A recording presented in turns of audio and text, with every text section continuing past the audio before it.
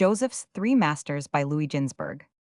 As a rule, the only merchandise with which the Ishmaelites loaded their camels was pitch and the skins of beasts. By a providential dispensation, they carried bags of perfumery this time, instead of their usual ill-smelling freight, that sweet fragrance might be wafted to Joseph on his journey to Egypt. These aromatic substances were well suited to Joseph, whose body emitted a pleasant smell, so agreeable and pervasive that the road along which he traveled was redolent thereof. And on his arrival, in Egypt the perfume from his body spread over the whole land, and the royal princesses, following the sweet scent to trace its source, reached the place in which Joseph was 57 even after his death. The same fragrance was spread abroad by his bones, enabling Moses to distinguish Joseph's remains from all others, and keep the oath of the children of Israel, to inter them in the Holy Land 58.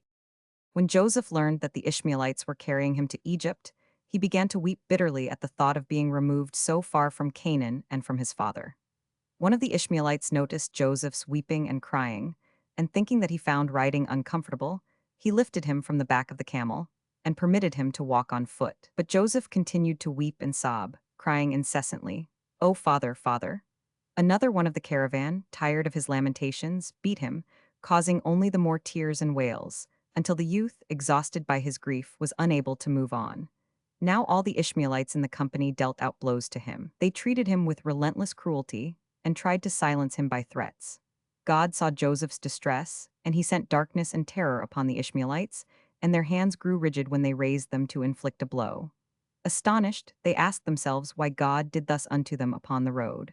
They did not know that it was for the sake of Joseph. The journey was continued until they came to Ephrath, the place of Rachel's sepulchre. Joseph hastened to his mother's grave, and throwing himself across it, he groaned and cried, saying, O mother, mother, that didst bear me, arise, come forth and see how thy son hath been sold into slavery, with none to take pity upon him. Arise, see thy son, and weep with me over my misfortune, and observe the heartlessness of my brethren. Awake, O mother, rouse thyself from thy sleep.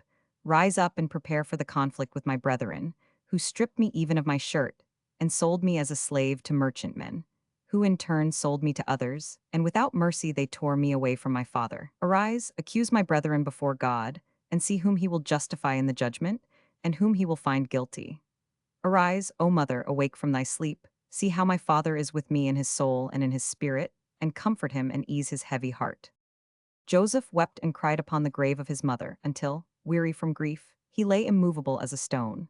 Then he heard a voice heavy with tears speak to him from the depths, saying, My son Joseph, my son, I heard thy complaints and thy groans, I saw thy tears, and I knew thy misery, my son. I am grieved for thy sake, and thy affliction is added to the burden of my affliction. But my son Joseph, put thy trust in God and wait upon him. Fear not, for the Lord is with thee, and he will deliver thee from all evil. Go down into Egypt with thy masters, my son. Fear not, for the Lord is with thee, O my son. This and much more like unto it did the voice utter, and then it was silent. Joseph listened in great amazement at first, and then he broke out in renewed tears. Angered thereby, one of the Ishmaelites drove him from his mother's grave with kicks and curses. Then Joseph entreated his masters to take him back to his father, who would give them great riches as a reward. But they said, Why, thou art a slave, how canst thou know where thy father is? If thou hadst had a free man as father, thou wouldst not have been sold twice for a petty sum. And then their fury against him increased, they beat him and maltreated him, and he wept bitter tears. Now God looked upon the distress of Joseph, and he sent darkness to enshroud the land once more. A storm raged, the lightning flashed, and from the thunderbolts the whole earth trembled, and the Ishmaelites lost their way in their terror. The beasts and the camels stood still, and beat them as their drivers would. They refused to budge from the spot, but crouched down upon the ground. And the Ishmaelites spake to one another and said, Why hath God brought this upon us? What are our sins, what our trespasses, that such things befall us? One of them said to the others, Peradventure this hath come upon us by reason of the sin which we have committed against this slave. Let us beg him earnestly to grant us forgiveness, and if then God will take pity, and let these storms pass away from us, we shall know that we suffered harm on account of the injury we inflicted upon this slave. The Ishmaelites did according to these words, and they said unto Joseph, We have sinned against God and against thee. Pray to thy God, and entreat him to take this death plague from us, for we acknowledge that we have sinned against him. Joseph fulfilled their wish, and God hearkened to his petition, and the storm was assuaged. All around became calm, the beasts arose from their recumbent position, and the caravan could proceed upon its way. Now the Ishmaelites saw plainly that all their trouble had come upon them for the sake of Joseph, and they spoke one to another, saying, "We know now that all this evil hath happened to us on account of this poor fellow, and wherefore should we bring death upon ourselves by our own doings? Let us take counsel together. What is to be done with the slave?" One of them advised that Joseph's wish be fulfilled, and he be taken back to his father. Then they would be sure of receiving the money they had paid out for him. This plan was rejected because they had accomplished a great part of their journey, and they were not inclined to retrace their steps. They therefore resolved upon carrying Joseph to Egypt and selling him there. They would rid themselves of him in this way, and also receive a great price for him. They continued their journey as far as the borders of Egypt, and there they met 4 men, descendants of Madon, the son of Abraham, and to these they sold Joseph for 5 shekels.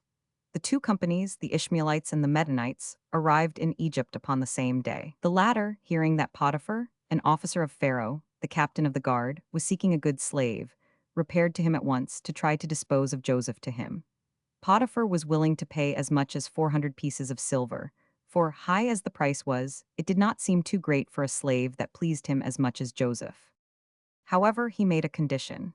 He said to the Medanites, "I will pay you the price demanded, but you must bring me the person that sold the slave to you, that I may be in a position to find out all about him, for the youth seems to me to be neither a slave nor the son of a slave. He appears to be of noble blood. I must convince myself that he was not stolen." The Medanites brought the Ishmaelites to Potiphar, and they testified that Joseph was a slave, that they had owned him, and had sold him to the Medanites. Potiphar rested satisfied with this report, paid the price asked for Joseph, and the Medanites and the Ishmaelites went their way.